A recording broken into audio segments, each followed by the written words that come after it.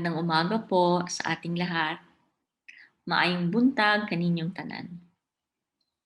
My name is Imee Martinez, and I'm currently the Director of the Office of International Linkages at the system level. I am also a faculty member of the Institute of Chemistry, University of the Philippines, Diliman. You are all probably aware of the impact and the importance of internationalization of education.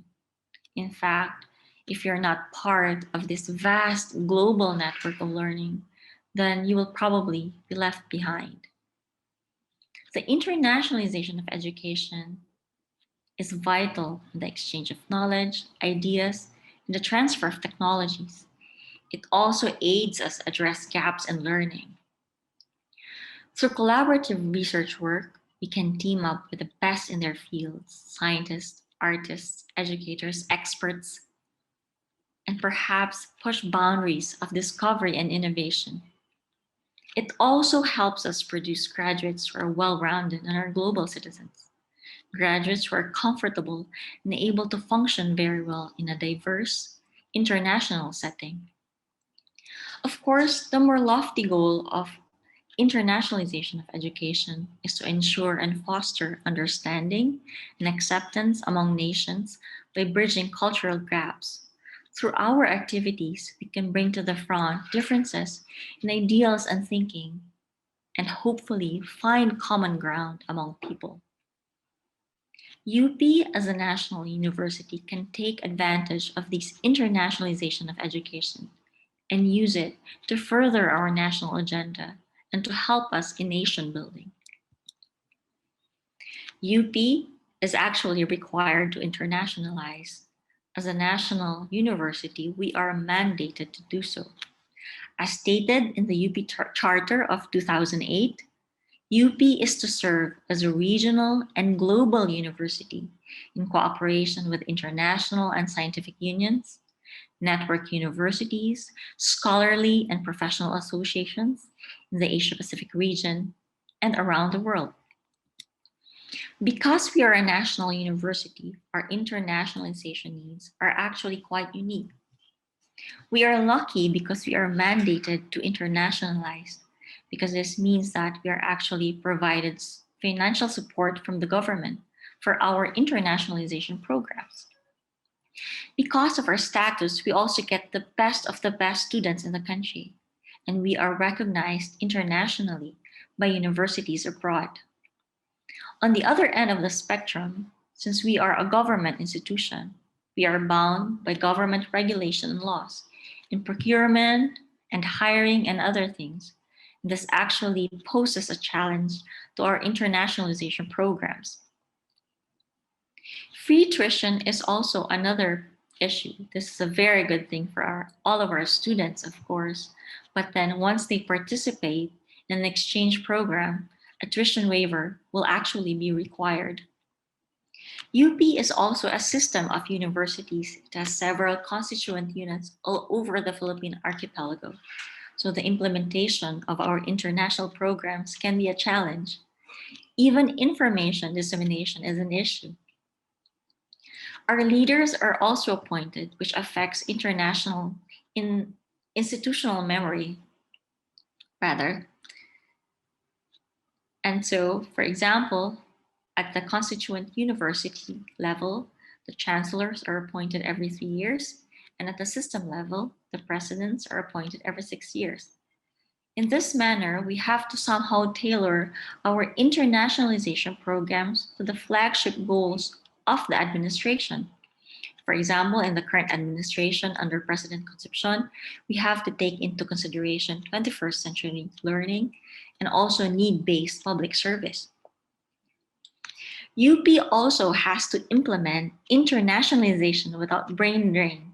We have to achieve that balance wherein, of course, we would love to send out our students, faculty, and staff abroad so they can be mentored, trained by the best, and also get the best experiences. But at the end of the day, we also need them to come back to the Philippines so they can help us further our national agenda and help us in nation building. Of course, the ongoing COVID-19 pandemic abruptly and profoundly affected the internationalization landscape, and UP has to adapt to that in order to continue with our programs and also to continue with our teaching, our learning. And so in February 2021, the Board of Regents actually approved our UP Virtual Internationalization Program, or UPVIP. Through this program, we are now able to provide support to the UP community in their virtual internationalization needs. And so these are the various programs of UP Oil. The first program that I will discuss is called the Mobility for Vigor and Excellence, or the Move Up program. This program actually provides support for our undergraduate students so they can undergo student exchange programs for a semester or two abroad. So they can go to a university abroad and cross-enroll there. So the support for this particular program is based on the socialized tuition system of UP. So the student needs that are supported are airfare, allowances, and at this point, we've also added contingency funds because of what happened last year. On the onset of the pandemic, a lot of our students were actually stranded abroad, and then they also incurred fees due to a lot of changes in their flights. So now we have added this to the program. This program also has now a virtual component, which we call the Move Up Plus. Through this Move Up Plus, our students can now participate in virtual exchange programs and be supported. And what are the types of support that we provide? These are course and registration fees, and device and internet support. We have very good feedback from our grantees in the past years. So I have here in this particular slide, student testimonials of our former Move Up grantees. And as you can see, they've learned so much from this experience and taken so much. So they come home with a lot of experiences in their belt, and of course, with more confidence.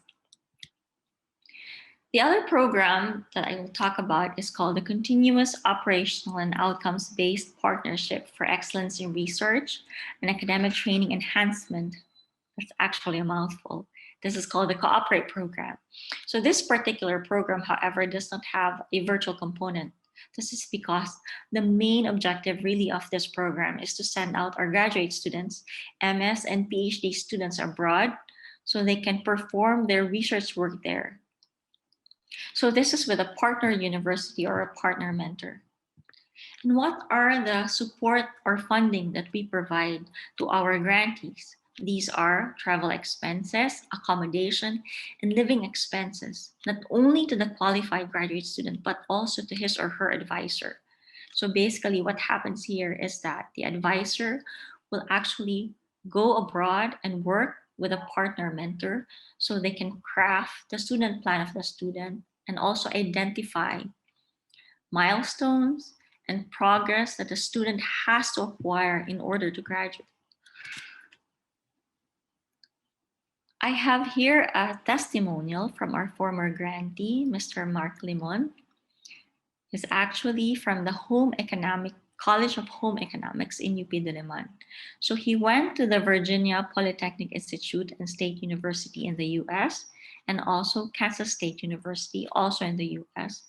And as you can see from his testimonial, this was a very enriching experience for him. And he was able to publish papers as well as graduate through the Cooperate program. Another support that I will talk about is called the Travel Grant Program.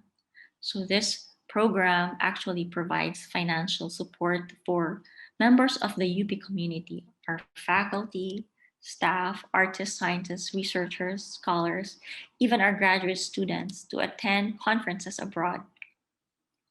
So basically for paper presentations in Asia, we provide around 40,000 pesos. And then for countries farther away, such as in the US, Europe, and other countries, about 80,000 pesos. So at this point, we have now a virtual component to this program. And so now members of the UP community can actually participate in an international virtual conference. And these are the support that we provide them. That's registration fees, internet subsidy, and of course, in the advent of a publication or proceeding, then they can also be given proceeding or publication fees. So this can be a journal or a proceeding after the conference. One of our successful grantees of this program is Ms. Arlene Santiago of the Asian Studies in UP Diliman, from the Asian Studies in UP Diliman. And so this was actually her very first presentation.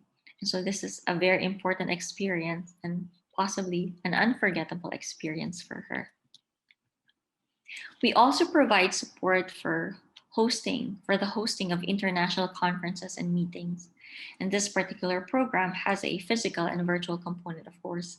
And the budgetary requirement will vary depending on what type of conference will be hosted by the unit, whether physical or virtual. A very good example of a successful international conference hosted by UP is the 4th Asia Pacific Coral Reef Symposium. So over 620 participants attended from 35 countries all over the world. Last but not least is our World Expert Lecture Series program. So through this program, we can provide support to Filipino or foreign world experts, leaders, artists from the academe, government, and industry, and they can actually come to UP and provide lectures to the community. And so through the physical program, what are the support? These are airfare and of course DSA or allowances for our experts. Since we have added a virtual component to this now, we can invite our experts or our wealth grantees to virtual lectures. And so through this virtual component, we can now provide support for fees and honorarium for our speakers. I have here a very good example of a successful wealth grantee. And so through this paglulual, which is really a gathering of ceramic artists in the College of Fine Arts, there were two world expert lecturers who came, Ms. Jenny Mendez and Mr. Joseph Finch, and they were actually invited by Assistant Professor Rita Godino. And so that actually ends my presentation. Thank you very much for listening. I am looking forward to your questions. Muli, marami pong salamat.